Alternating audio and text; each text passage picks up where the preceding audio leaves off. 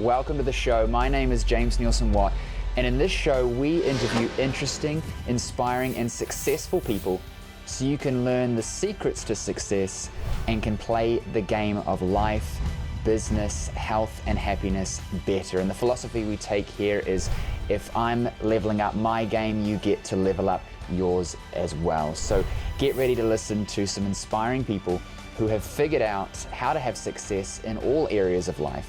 Health, happiness, wealth, business. We're going to be interviewing them in this show so that you can learn the secrets to success that they share with practical advice that you can take and use today. So if you enjoy the show, please subscribe, please leave us a review, and please share it with your friends, because if I can help you and you can help others, then we can help more people together and we can all level up our game together. In this episode, we're talking with Ryan Lee. Ryan is the CEO of Cashflow Tactics. He offers the possibility of becoming financially free in 10 years or less, regardless of your age, income, or experience. And his main goal is to teach people how to overcome debt problems and acquire new assets that can become multiple streams of income that generate revenue every single month. Welcome to the show, Ryan. What's up, James? So good to be on with you today and with your community. I love it. It's an honor. I'm super excited to have you on for multiple reasons. One, most of my audience, they are health professionals. They, especially when they actually implement the stuff that I teach them, they start to be more and more successful, which means we've got this cash sitting there. And it's like, what do I do with it?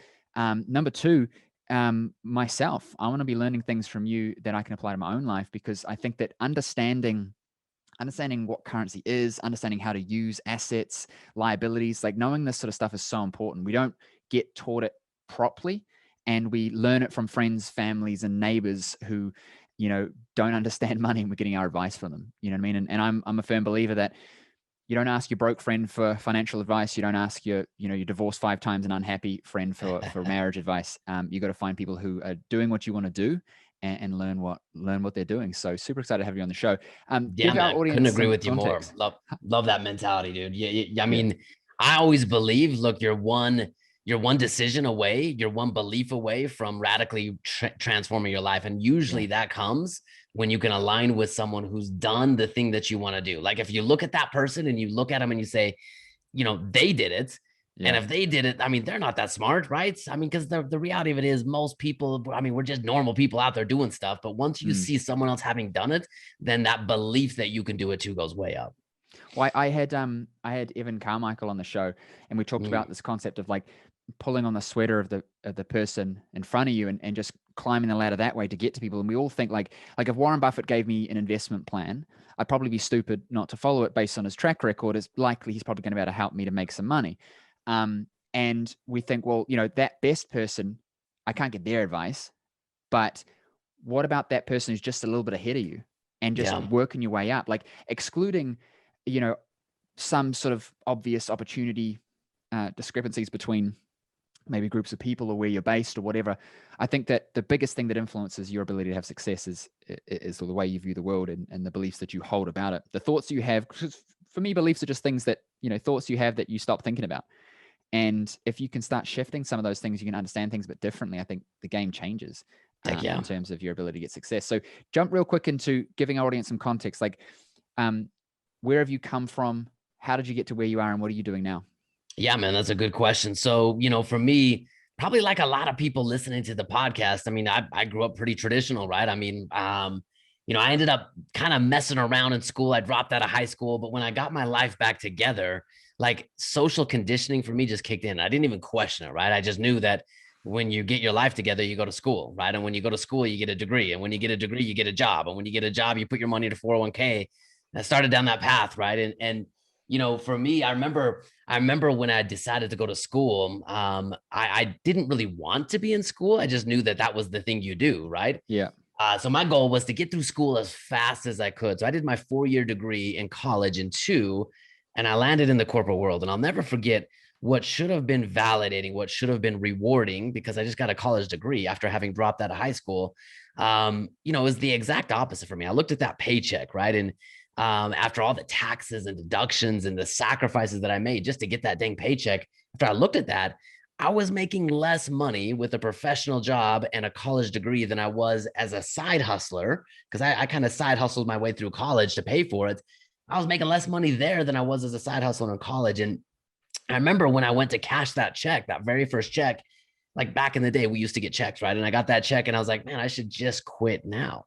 Mm. Right. But again, that social conditioning kicked in for me. And I knew I couldn't quit, right? Because safe and responsible. And the thing to do is you have a job. So I resolved right then and there to climb the corporate ladder as fast as I can. And I worked in the medical device industry. I sold medical devices. We, hospital beds, things like that. And so like that job was so demanding. And over the next 5 years, I slowly traded away pieces of my life, my connection with my family, my health and well-being, I traded things away in the pursuit of money. And, I got to a point where I realized even if I had all the money in the world, I wasn't happy anymore.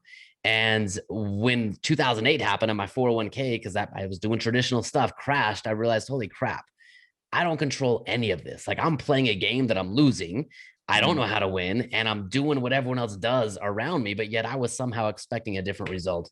And that sent me on a path at that moment to find a way to not be held back by money, but to start understanding how money works so I could start to use it as a tool to get closer to building and living a life that mattered to me. 100%. And where are you at now? Like, what are you doing these days and finding passion in and having success with? Yeah, man. So about 7 years ago, I started gaining a lot of traction personally with the financial strategies that we teach today. But today I run 2 companies. I didn't start off with the intention of running companies to teach other people how to become financially free, because in the beginning, when I was taking my money out of the 401k, when I stopped doing average things and started doing the exact opposite, everyone started pointing at me and saying, you're crazy.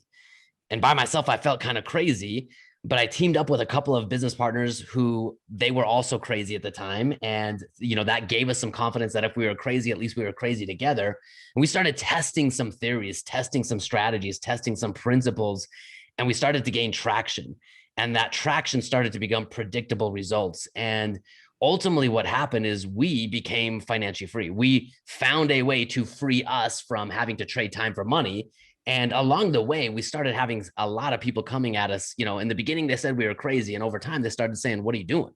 Right. And in the beginning, we were just giving them enough information to kind of answer their immediate question and say, hey, I tried this, go try that, But over time, we realized, man, we love helping people live a purpose-driven life, and money's what's holding them back. And so that's what evolved and eventually ended up to us launching this company. So I run a company today.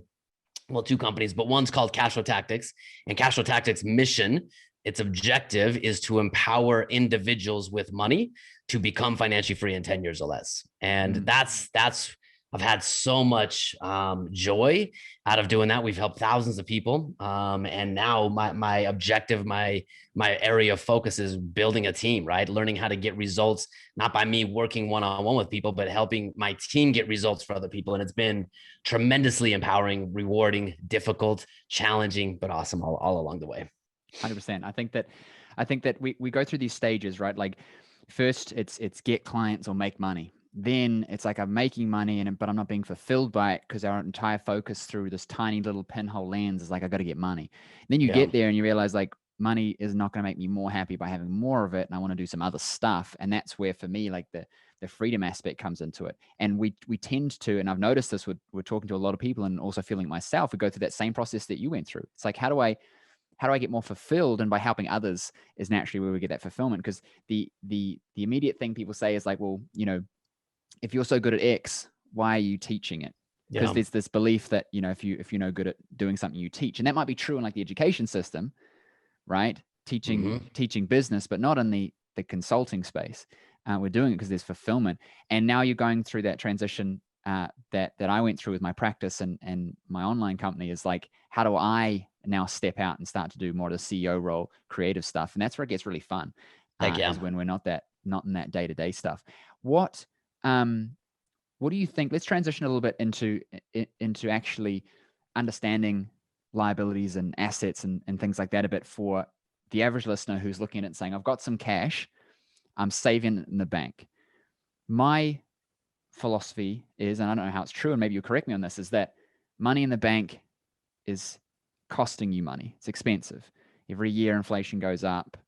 Your money is not making you anything. So there's loss of potential gains, but there's also actual loss, because $1 million today is not going to be what it is 30 years from now.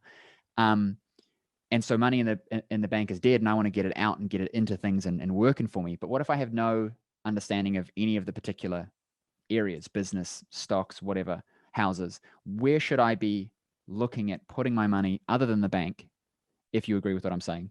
Yeah, heck yeah. To start using my money to make money. Awesome. I love that, man. And I think you're hitting some really important topics to understand, because, you know, in the world of traditional financial advice, we've all been trained, taught, and educated to put money somewhere, right? And to let that money stay in that place for a long enough period of time that it grows and it goes up in value. But at the end of the day, let me take my financial hat off and let me talk to you just like day to day, to make this analogy and make this clear. Like, do you have a hammer inside of your house right now, James? I'm not very handy, but I'm pretty sure I've got a hammer. You've got a hammer, right? Now, Yeah. Did you go to the store saying, I want a hammer, I need a hammer, and I want it, right? Did you go to the store with the intention of buying a hammer because you wanted the hammer? Yeah. Probably to a certain extent, right? But you didn't want the hammer just to have the hammer. You wanted to No. do something with it, right? You wanted to hang up a picture. You wanted to, break some down a concrete wall or whatever you did with the hammer, right? No one wants a hammer. They want the outcome that a hammer will give them. Yeah, 100%. That's the exact same thing with money, right? No one really wants money. They want what the outcome of money will give them. And so the first thing that you have to look at is, what is your intention? What are you trying to accomplish? Because you can put your money in 100 different places to grow your money, but is that what you're trying to accomplish? Right. And for us, our mission, I believe most people have the same underlining intention with their money. They want their money to not only grow, they want it to produce a stream of income for them, right? They want to be able to own and control their time. And whether you call that financial freedom or you call that retirement or whatever you want to call it, we want our money to give us a stream of income that will allow us to pursue endeavors and own our time, right? Do things that are relevant to us. So first and foremost, when we're looking at money, who cares how much it grows? Yes, that there's relevance to that. The main thing that you want to gauge your success on is, how much income does your asset produce? How long does that income last? And how active or passive do you have to be in that asset to get the outcome that you're looking for? That makes sense? It does make sense. Yeah. Yeah. So that's step number one when we're talking to people about financial strategy. It's shifting their target, right? Because most people don't have a target. Like, they're in such a frenzy to take my money from point A and put it in point B because I'm going to get maybe more growth in point B. But at the end of the day, whether you have a 10% return or a 20% return, does it really matter? And yes, to a certain degree it does, but it doesn't matter as much until you understand how you get your money back and how, more importantly, it delivers you a stream of income. What if, does this apply if you've already got substantial cash flow and you're now just collecting cash beyond your means because your lifestyle's paid for and now you're just collecting cash? Heck yeah, that's a great question. So step number one is stabilize abundance. Like, step number one is build up an asset base that will deliver you enough cash flow to give you whatever lifestyle you want, right? And if that is done, then step number two, you're putting your money in places, kind of like you're saying, that are going to outpace inflation, that are going to grow, that are going to allow you at some future point in time to take money out and start a new business, buy a cabin, whatever it is. But step number one, focus on investing in things that give you cash flow. And whether you love your business, whether you hate your business, whether you like your job, whether you don't like your job, being free opens up more possibilities. And that's all the conversation of money is how to use money to help you be free, right? And then once you're free, then the more liberating and empowering question, and this is why I don't like the idea and the concept of retirement. Most people trade their sanity, the best days, months, and years of their life for one day. But man, if you're free and you can step into a life and ask yourself some audacious questions, what would I do if money wasn't the constraint in my life? That gets exciting, right? You might end up starting a business and, not make money from it for 6 months. But if it's not going to put you in the poorhouse because you have cash flow coming in to sustain your lifestyle, then you get to do it out of purpose, not out of, scarcity and necessity. Does that make sense? 100%. Like, the concept of retirement doesn't even exist in my brain. Like, if someone said, when are you going to retire? I'm like, what are you talking about? Not because I'm being like this online guru guy who's like, I'm not going to retire or whatever, but like, because it just does not make sense, because I don't see my life being this thing that, at some point I'm going to decide to not do these things. Like, it just doesn't make sense. And I think that depending on which generation you're from, it's like more and more close to home, this idea of retirement and working. And, not necessarily go down the rabbit hole with it, but if we look at how we tend to be conditioned from children through schooling, how we're structured with schooling, there's a start time, there's an end time. You have to raise your hand to go to the bathroom, the bell rings. We're being trained for employment because employment kind of keeps things moving. And everyone around you is generating money to pay their lifestyle. And then they hope that one day they can go and then live their life. I think that when you start to think about it in terms of like time is a resource you've got, money's a resource you've got. You don't get your time back. That's all the time you've got. And you've got good hours and bad hours, or less good hours, let's say. Hours when you're 90 might be, less quality hours than hours when you're 20, 30, 40 or whatever. So there isn't, there's a bell curve on return of these hours. And I think that we tend to try and hustle to make money, to buy things, to impress people or make ourselves feel good, or to have certain things that we don't necessarily want because we're not understanding the game. Like the game is currency, and I'd love to have you add to this. The game is money is a currency. It's an exchange that allows you to go, I've got this value and I want your value, and let's have a universal intermediate. But since I've started to collect some wealth, I've started to realize that even just that, like I've got dollars fluctuate in value. That's the economy. So then do I put all my dollars here, or I charge in US, but I live in New Zealand. So I buy things in New Zealand dollars. There's a good exchange rate, but do I keep my money in US, or do I bring it into New Zealand? And then if that fluctuates and technically I've got less, and when you've got larger amounts, it becomes more and more apparent. So this whole game is now there's crypto, Dogecoin or whatever's going off at the moment. Hilarious. You've got all these different mediums. And I think that a lot of the time that scares people because they just would like it to be, I make $1 and then I buy something and then I live my life and I want to get more of these dollars so I can have more of these things. But they're not seeing it as like, my life is ticking away and I don't know when I'm going to get hit by a bus. So what if I changed my, debt to income ratio so I could have a bit more fun? Maybe I don't need a fancy car. Maybe I just have a crappy car to get around, and now I don't have to work so hard, so I can have more of my time back and I can have some more freedom, because the end goal is freedom. You know what I mean? People don't. Heck yeah, man. Lots of things there, dude, to unpack for sure. Number one, and the last thing that you said, I believe strongly in understanding, again, going back to that analogy, that you don't want money, you want what money will help you accomplish. So number one, you have to understand what you want. Right. And ultimately what you value. And if you value, like if it brings you a tremendous sense of happiness, joy, and satisfaction to drive around in the absolute most amazing car, then heck yeah, right? Figure out a way to get enough money to do that thing, but then ruthlessly eliminate the things that you don't value, the things that you don't need, right? Stop making decisions with your time based on how much things cost. Like make decisions with your time based on, what do I want?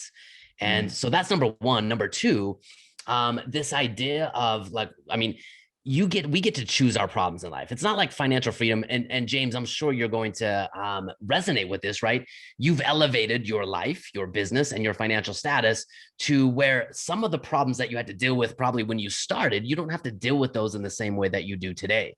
However, you still deal with problems, right? All you've done is you've chosen which problems you want to deal with, because you can deal with the problems of abundance, and there's always problems with abundance. How do I eliminate taxes? What's my exchange rate? How do I protect the money from, inflation? How do I protect it from markets? How do I, preserve it from litigation? That kind of stuff. There's problems of abundance, or there's problems of poverty. How do I put food on the table? How do I make enough money to put clothes on my kids' back? Whatever that is. So you get to choose your problem. That's part of this idea of freedom is, look, you're free and your choices will dictate the outcome that you're going to get. So for us, what we really try to do with people, our entire movement of Cash Flow Tactics is simplified down to, number one, principles of money. Because if you really understand life is based on principles. And if you want something, like think about the principle of gravity, we can't see it, we can't feel it, we can't touch it, but we learn sometimes the hard way that gravity exists, right? But once you understand the principle of gravity, you can make choices that won't put you flat on your face on the ground all the time, right? You can make choices based on the principle and the law of gravity. Money is the same way. There are principles around how to make money, how to keep it, and how to turn it into cash flow. Once you understand those principles, then get clear on what you want and then follow the principles to get the outcome. And the faster you can get at focusing your efforts on a principle-based approach, the more control you're going to feel, the more predictability you're going to have, and ultimately the freer you become. What's some advice on, because immediately the question becomes, well, like, how do I decide on what I want? Like, do I want cars? Do I want this? Do I want that? I think that a lot of people look externally and trying to answer that question by seeing what everyone else is doing and social media and their friends, and they try and decide their life that way. What would be some advice on how do I figure out, like, what do I want? Is this an immediate thing I have to decide? Is it an ongoing process that I refine? What's your advice there? Yeah. And that kind of goes back to the idea of retirement. I mean, if you ever get to the point where you've got everything you want, like as human beings, we're either progressing or we're digressing, right? And this isn't meant to be, you always have to buy the next thing, right? Maybe what you want is you want to detach completely and go live in the forest, right? Maybe what you want is you want to go serve a humanitarian mission that has no ability to pay you anything. If anything, you're going to be giving money, right? You're going to be giving your time. So like, there's always going to be degrees of what you want. And that's why for us, we simplify everything down into a target. What do I want? Why do I want that thing? And I think the first thing to help you really get clear on what you want is to shut off social media. Like shut off the game of comparison and contrast, because in a world that we live in today with social media, like there's never enough. You never have, like, you'll look on social media and they have a better car than you. They live in a bigger house. They're taking more vacations, whatever it is. And you're going to constantly feel like this. It's kind of that idea of keeping up with the Joneses. You're going to constantly feel behind and you've got to do more to get the next thing. So shut off social media. The faster you can do that, the faster you really get clear on what you want. And then don't try to predict, 40 years out. Again, that's the problem with retirement is you're trying to think so far out. I barely know what's going to happen tomorrow, let alone when I'm 65. So set a close short range target. I love to set. So our vision is financial freedom in 10 years or less. We like to pull everything back to say, what are all the things I need to do with money over the next year to make progress towards that that goal? But more specifically, what do I want in the next 90 days? I can reasonably predict what I want 90 days from now. And maybe I want to be out of debt. Maybe I want to make more money. Maybe I want to launch a side hustle. Maybe I want to figure out how to generate my first stream of cash flow. What do I want? Why does it matter? And then this is the most powerful question. Who do I have to become? Like you could go to the store and buy a hammer, but if you don't know how to swing a hammer without hitting your finger, then heck, you're not going to get the outcome that you want. So the only difference between James of today and James of whatever 5 years ago when you started or whenever you started is you became someone different. So that's really the objective here is your best investment is start thinking about yourself in who do I have to become, right? What mindsets, skill sets, or what connections separate me from the person I'm chasing, from either the ideal version of me, or I have a mentor that's a couple of years ahead of me and I'm chasing that path. Whatever that is, look, money's just a tool. Yeah. And once you understand the principles and what you want, man, it becomes such a fun game. Like so many people feel stuck in money because they don't know how to use it. They don't know how to measure their success. They don't know how to get predictable outcomes. So you've got to take the time, right? I mean, freedom requires stewardship. You're not going to wake up tomorrow and be free. You're not going to wake up tomorrow and know how to invest money. You do have to learn some things to understand how to get predictable, consistent results with money. And it's not hard. I think the media and financial gurus want to tell you that it's hard. It's not hard. Like we've been using money for hundreds of years, for thousands of years. We've been using some form of currency. All we have to do is trace it back to what are the principles to make money, keep it, and turn it into cash flow. 100%. I really used that concept of like, who do I have to become? And I created who I am now, and I'm creating who I'm going to be. Because you can't get to where you want to be with your current perspective, strategies, or anything. Otherwise, you'd already be there. Like it just doesn't. It literally does not make sense. You cannot get to that next place without making a change. The basic example is if I want to go from here to there, I have to walk, which means I need to change my position. I need to have a belief about that James over there. He walked there. What did he believe to be able to walk there? Well, he believed that if I put my foot in front of the other one, I will move. He believed that I'm not going to die. He believed that I can do it. Like super basic here, but like it's the same. It's a concept, right? Exact same thing. Yeah. There has to be an understanding that the current beliefs that I'm using to stand still will not serve me to move because they're just different. And I think once we accept that, we realize that you can create your future, your outcomes, because it's not about going, well, how am I going to be a millionaire? It's about, what do I need to be focusing on? What do I need to be doing to become that person who has that thing, rather than like how? Because there's a million ways to there's a million hows. People always, it's a really good example of this is wanting to grow your business. People are always like, how do I grow my business? Or how do I do this? How do I do that? I'm like, well, dude, there's a million different ways to get more clients. It's like, which way is going to be the best to achieve the outcome that you're looking for, and resonates with you? And what's the one you're actually going to fucking do and keep doing? That's it right there. Consistently. That's it right there. The shiny object. Like, we live in a world where busyness and knowledge is like, it's celebrated, right? We get a plaque on the wall because of the degree that we have. We were so busy at work, and we get the promotion for the next little raise that we're going to have.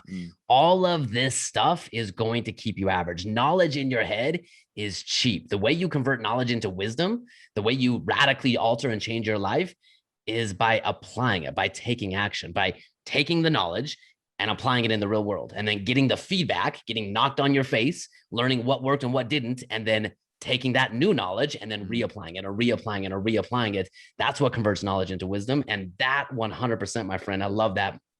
That's how you ultimately become free. Like knowing how to convert knowledge, knowing how to gather knowledge, gather information, and convert it into outcomes, results in your life that you want.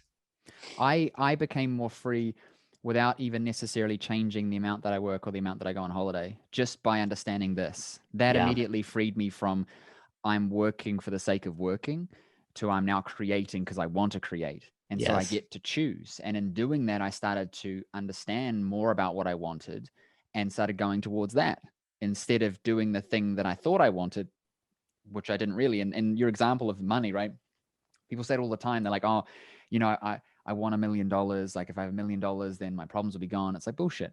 You want what you think that thing's going to get you. And that applies to everything. You know what I mean? It's like, no one wants to go to the gym. They go there because it gives them something, whether it's they feel good because they feel like they're being healthy. It's the reason why people take supplements, is because they think that that's going to make them feel be healthy. Whether it is or not is irrelevant. It's the fact that they're feeling like it is. And I think that's important. And it comes back to the other point you talked about before, is you have to know how to measure your success. People don't. We don't define what success is, and we use other people or outside measures. And so, especially if we set the wrong expectations around how to measure our success, and we're comparing to other people, and it's always never reachable, we're always moving the goalpost, or we don't. And I think worst of all is we don't have any measure. We're just doing stuff. That's what gets you trapped. And I think that if a lot of people actually looked at their situation and said, what do I really want?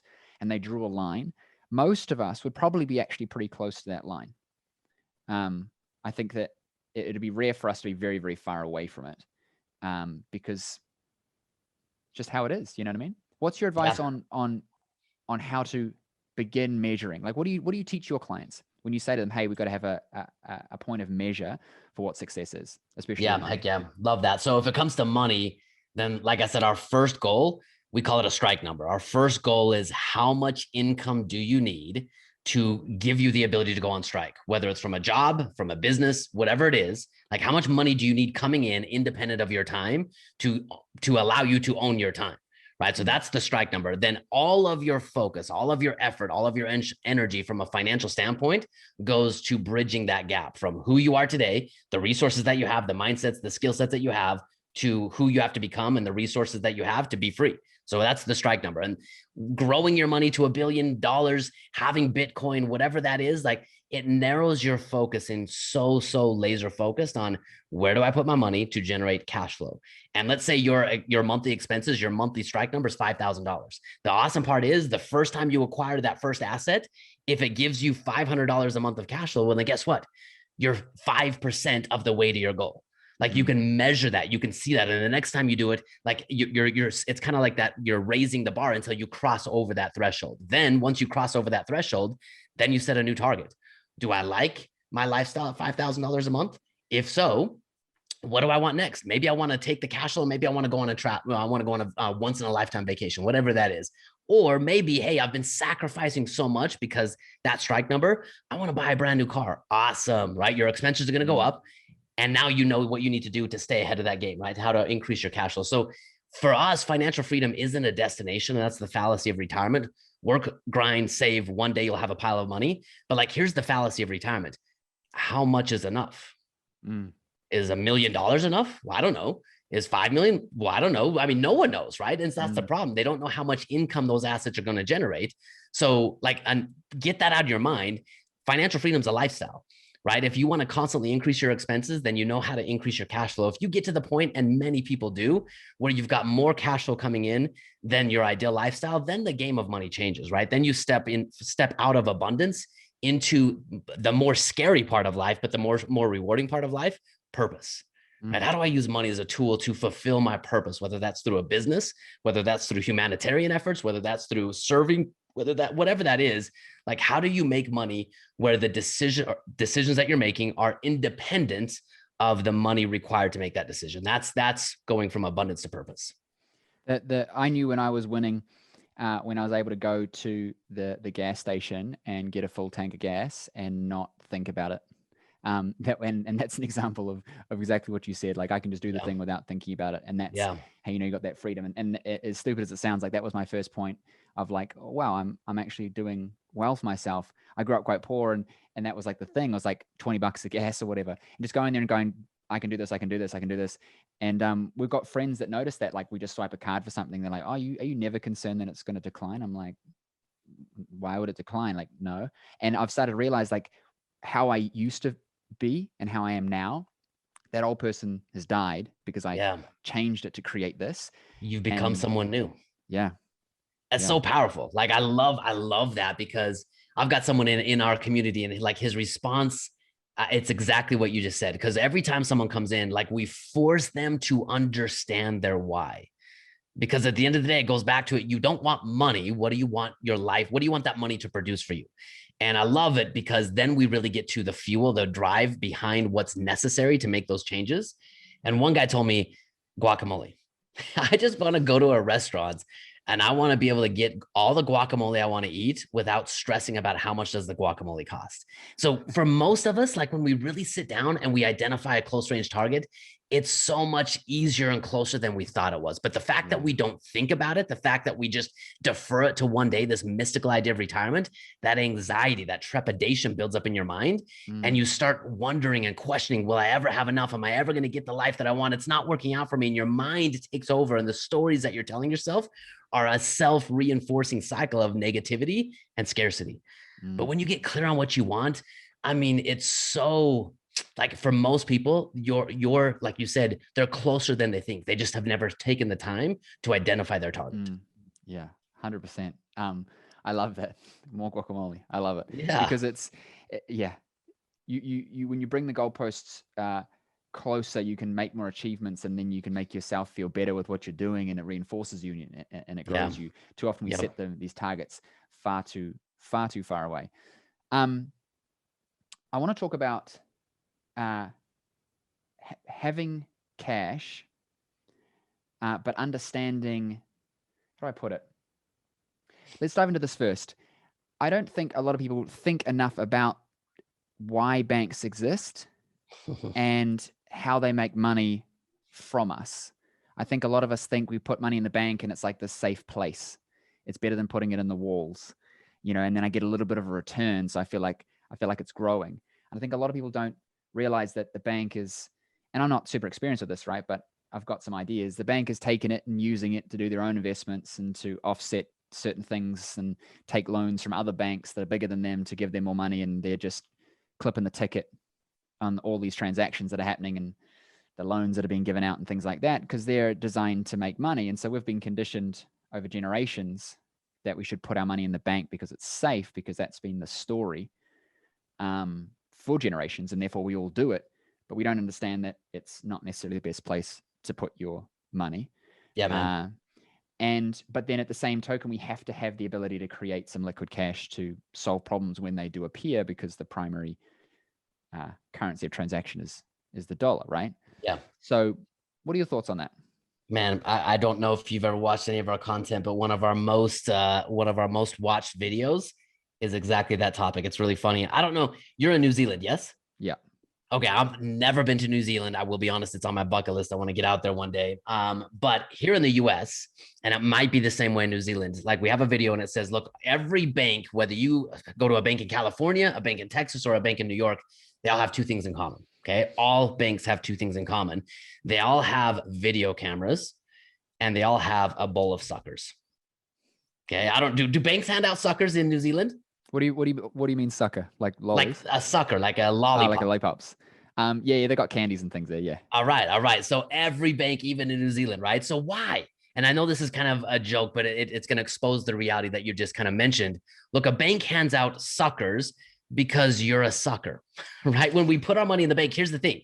Like, let's say I go to the bank right now, I've got $10,000 and I'm going to take that money and I'm going to put it in a bank account.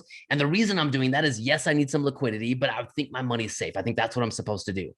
Does the bank take my $10,000, take a Post-it note and write my name on it and put it in the safe and say, hey, this is Ryan's $10,000. Let's keep it nice and safe for him. And when he comes back tomorrow or a year from now or 10 years from now, we'll have his $10,000 plus a marginal amount of interest that we'll give him because we get to hold his money.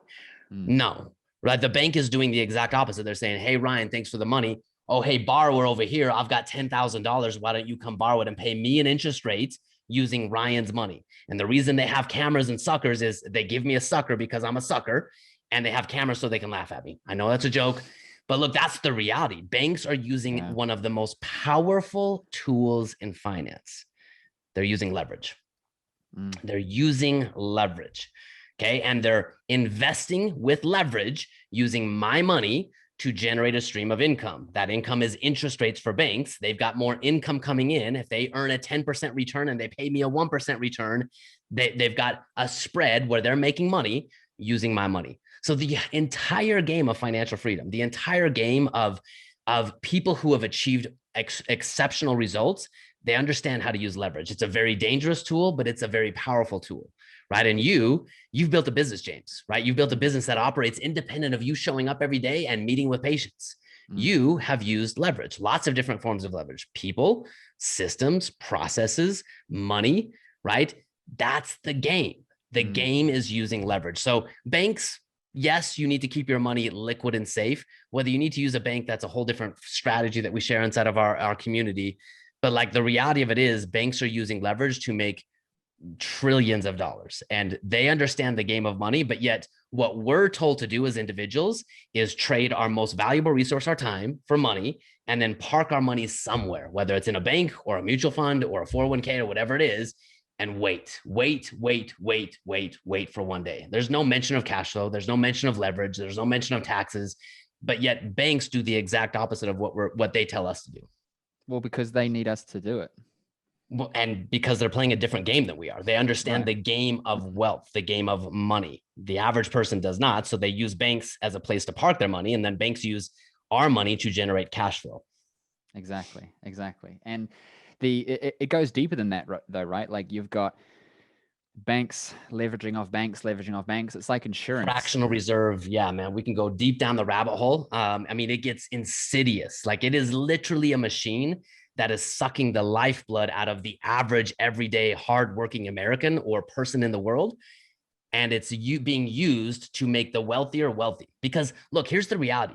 If you want to be wealthy, it's not like an insidious game. It's not like, you have to understand the rules of any game. Like if I show up to a basketball court with the rules of playing football, I'm going to lose. If I show up to the game of money with rules that are losing rules of I'm going to trade my life away, I'm going to work really hard, I'm going to put my money somewhere, and I'm going to hope for one day, you're going to lose the game of money. But if you understand the rules of money, then the game of making cash flow, the game of tax strategy, the game of leverage, it's pretty easy, but you have to understand the rules. And like you said, James, you got to become someone different. You can't just blindly put your money somewhere and expect a positive outcome. You have to build systems and processes to give you predictable outcomes. One idea that I'd like to change is this idea that, well, first of all, that the wealthy have taken. I think that a lot of people, there are those that do, and there are companies that do, and predatory, all kinds of things. But I think that in general, especially when I look at myself, I'm like, I haven't taken anything. I've created a hell of a lot of value, and everyone else has got a better exchange than what I got, right? You pay me 10 grand, I'll help you make 100 grand a year extra. And in 10 years, that's $1 million. That's 100 to 1 return. Like, that's insane. But it's just coming to me. So it's coming to a single point. So it appears as if I have got the better end of the deal. But I just created the value. I was the center point of the value, the feeding trough, and everyone came and fed from me. But if you accumulated all of theirs, they would actually have more. And so what happens is when we don't have what we want and we have negative limiting beliefs, we tend to externalize why, and we look to people who have and think, therefore they must have taken. And so I think that a good way to look at it, especially with economies and things like that, is that the system's designed to make the rich richer, not necessarily because it's insidiously set up in such a way, and if you're in that class, then now you get rich, and if you're not, you don't. It's, in my belief, and I'd love to discuss this with you, is like certain people understand the rules of the game. They start to level themselves up, and in doing so, you continue to level. And if you push really, really hard, you get to a point where you now influence policy, which then begins to change the rules of the game, and you understand them so deeply that you can play it at an extremely high level. Now there's corruption, there's manipulation of things, and excluding that side of things, I think that just inherently, the better at the game you get, the more nuances you have. Like being a lawyer allows you to understand the law. Being an accountant allows you to understand tax. And so suddenly you can see it differently than you and I. And we look at, for example, defense lawyers and think, oh, they got this person off, versus no, they fairly represented them within the rules of the game that the other side didn't play well enough to win. And I think that with money, it's important to do that, because then you can see yourself as a player, not as somebody who's had everything taken from them and, it sucks and it's your fault and blah, blah, blah. Because when we actually look at it, everybody in the Western world is in the 1% compared to everybody else. I don't know if you've ever been to India, but there's like 3 generations of family living on the street, cooking dinner together, and they've been there forever. And we complain about how, the wealth here, this and that. But when you look at the world, I think that people need to gain some perspective, but also understand, like you said, play the rules of the game. Heck yeah.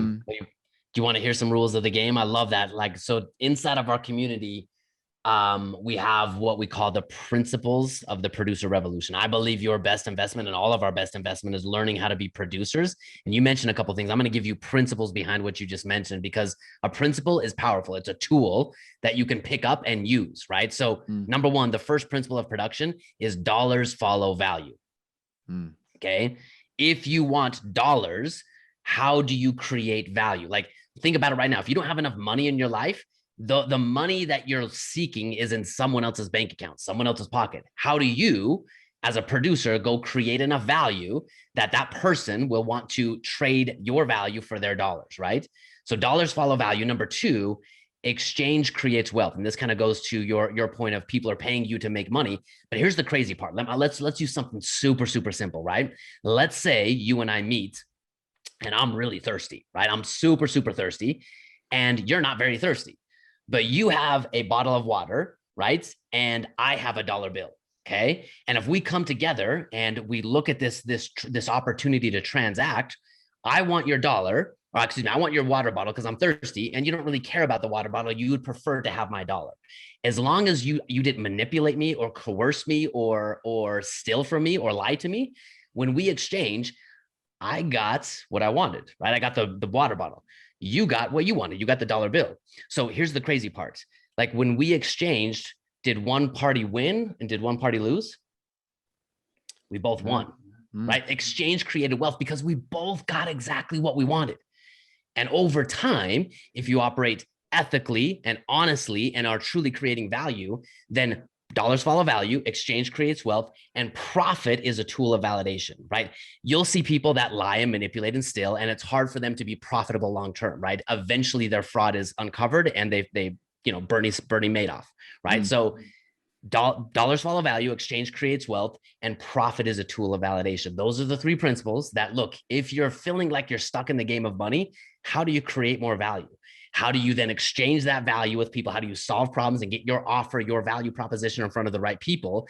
And how do you measure your profitability over time? Because then if you can tip the scales, then eventually you use even more leverage to build a team, to build a marketing message, to use leverage in your business to solve more problems without you directly having to be involved. Because we're always limited. You have the same 24 hours. I have the same 24 hours. And if we're just limiting our time, there's only so far we can go.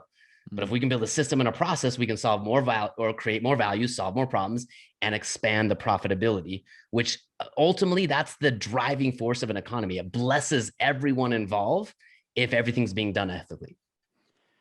I want to touch on this idea of value and link it back to what we talked about before, where the system's set up in a certain way. I think that a lot of us, we don't understand, what do they call it?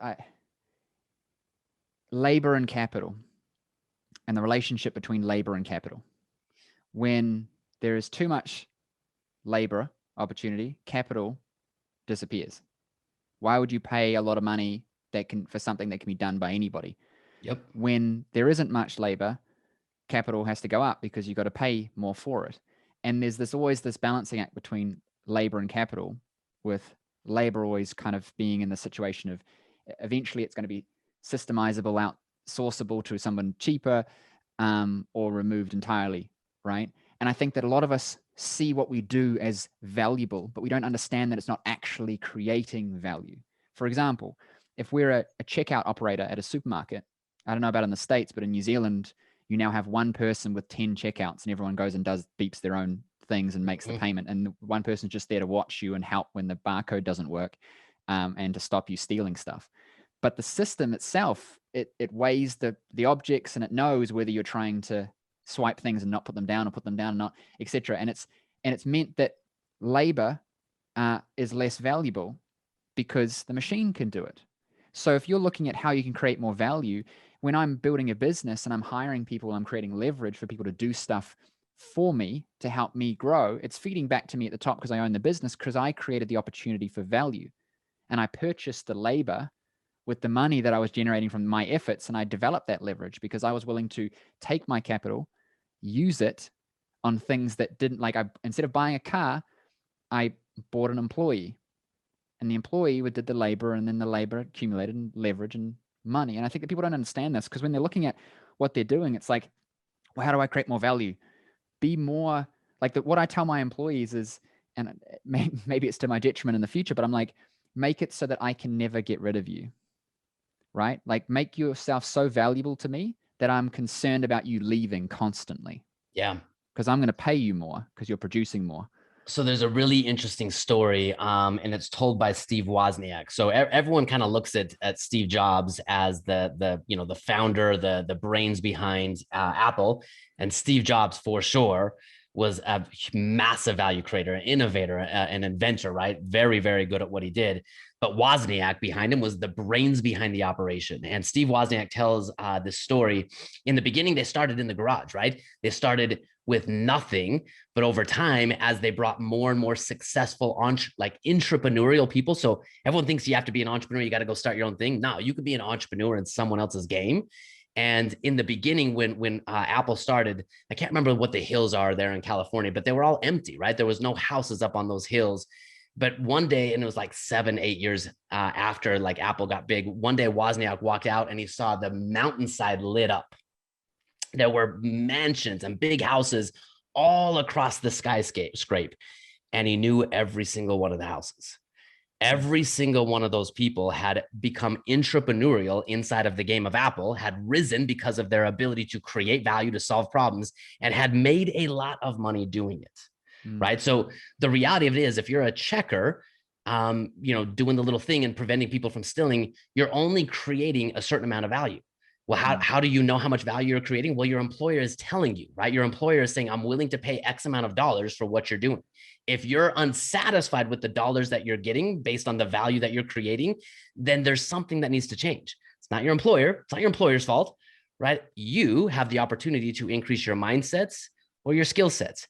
How do you solve a bigger set of problems, right? How do you create more value? And as you create more value, just like in Apple, like the people that rose to the top, the people that created value, they got lots of dollars as a result of that. But the people that stayed at the bottom and just sold iPhones, I bet their role and their income didn't really change that much over year 1, year 2, year 5, year 10, year 20, right? Because they were creating a limited amount of value and were unwilling to invest in their mindsets and skill sets to increase the amount of value that they were creating.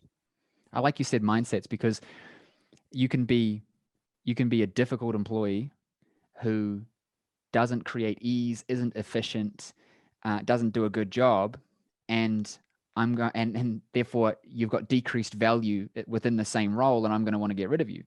Or you can be super nice, super efficient, super helpful, going the extra mile and creating more value even within your current restriction of your role, which opens you up to opportunities of promotion, as an example, right? Yeah. I think that when we're talking about like business opportunities or, crafting offers for clients and things, a big one for me is my clients always say, well, how do I create more value?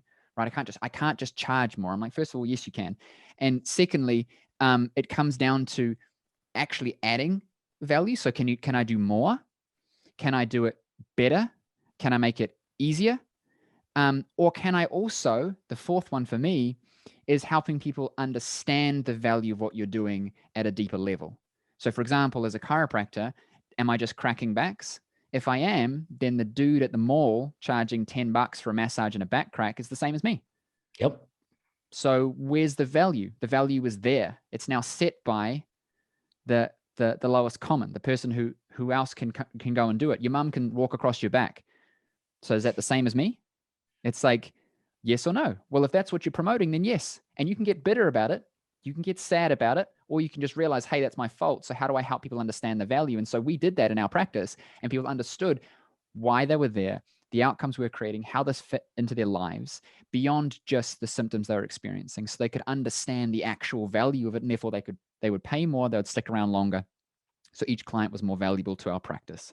We got more referrals, and it grew because we understood the pain, the outcome, and how our bridge properly fit in that equation. So look, here's the reality that I believe in. I believe in, freedom is not binary. It's not, you're not free and then you are free. There are levels of freedom. And one of the most powerful levels of freedom that you can obtain is look at the results of your life. And you have one of two options, right? You can look at those results and say, they're not fair. Life is happening to me. I don't have the right education. My employer didn't give me any opportunities. Whatever it is, I grew up in the wrong neighborhood. Whatever it is, life is happening to you. And if that's the way you're looking at life, you will always be a victim of the reality that you live in, always, right? You'll be stuck and you're looking external to you for solutions. You're waiting for the next president to get elected. You're waiting for the next tax break. You're waiting for the next hottest stock tip, whatever it is, but you're not free because you're not willing to accept your reality and your results. If, however, if you look at your life and say, hey, this is awesome, but I feel like I've sold myself short. I feel like I want the next thing. I feel like I'm capable of more. Then life is literally happening for you. It's giving you the exact situations and circumstances you need to help you see a bigger vision and become a new person. Like literally, that's it. So that's freedom, is own your life, own your results, own your circumstances. It's hard to look at the facts and to look at them and say, they're my fault. And maybe other people contributed to your reality, but who cares? It's your reality. And if you're unwilling to own it, you'll never change it. But once you own it, then the entire world opens up for you. Dude, preach. Look, I think that things can happen to us, and there's plenty of people that are examples of success despite that.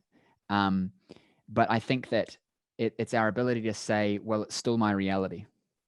Whether or not it has, because you could argue all day about whether it was your mother who did say these things and therefore this happened. Or you can go, okay, cool. And then what? Like, then what did you do with that? Did you attempt to make any change after that? I was born, like Nick, I can't say his last name properly, Nick Santonossi or something like that. Amazing dude, talks to Tony Robbins, no arms and legs, or one arm and a finger, right? Great dude, crushing it. Did he go, oh, life sucks? Yeah, he probably did for a while. I'm pretty sure that's his backstory. Then he realized, hey, I can make some change and I can live differently, and I just got to live within those means. There are people that have it way better off who suffer far more because they're unwilling to look at how much control they actually have on how they're going to progress in their life. What if Nick would have looked at his reality and said, it sucks and it's not fair. It sucks and it's not my fault. Is he right? Yeah, it's probably not fair and it's probably not his fault. But does that empower him in any way to rise up? Does that empower him in any way to use his circumstances, whether they're fair or not, use his circumstances and his reality to his benefit? And it's only when you change that perspective, and whether it's fair or not, it's irrelevant, right? It is your reality. Okay. And then once you accept it, then you can choose to do something with it and make an impact on other people's life. Maybe correct the infrastructure that caused an unfair circumstance for you to experience. Maybe you become the person that helps correct that so those circumstances don't perpetuate. Right. But until you're willing to own your life as awesome, as crappy, as fair, or as unfair as it is, you'll always be stuck. 100%. Dude, this has been an incredible episode. Where can our audience connect with you online? Yeah, heck yeah, I appreciate that. So we run a podcast. The entire goal of our podcast is to give you the tactics behind some of the principles that I talked about today. It's the Rise Up, Live Free podcast. It's probably the best way for people to listen to what we do.